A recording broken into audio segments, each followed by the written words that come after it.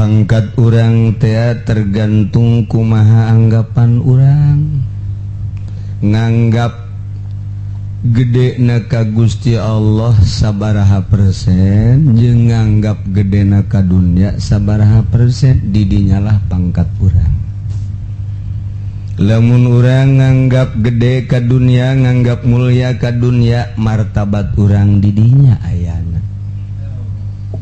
Urang teh boro-boro ka mobil mewah, ka mobil kempes gersep.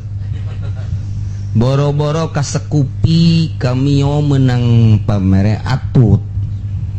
Ieu mah motor goreng ge nu jore masih resep keneh, berarti urang teh didinya pangkat urang.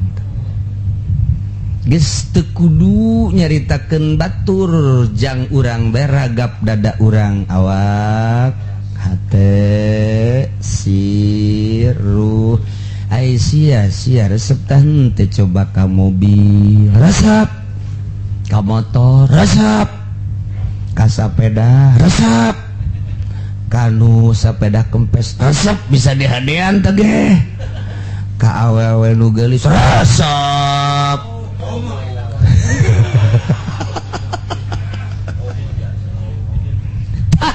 Pangkat sia teh didinya ayana. Berarti urang teh resep jasa ka dunya, berarti asal resep ka dunya kurang resep ka Allah.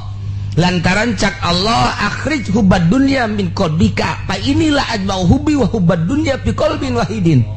Moal ngahijikeun di hiji hate nya resep dunya nya resep Allah. Pokona mah hiji hate teh resep ka dunya ka Allah kurang resep, resep ka Allah ka dunya kurang resep. Tinggal kumaha urang hate tah eta teh pangkat urang di dinya. Teu kudu ka batur, diri urang bae heuladan. Barang kurang diperhitungkeun teh urang mah loba ka resep kada dunya atuh pangkat urang di dinya nu mantak hudang ti peuting ge berat. Berat aya gadae kurang dipaksakeun luar biasa. Naon eta nu ngabang baluhan ka urang, resep urang ka dunya dibawa tahajudna berat, dibawa maca Quran ti peutingna berat, dibaca tafakur jeung zikirna berat, dibang baluhan ku karesep urang terhadap dunia.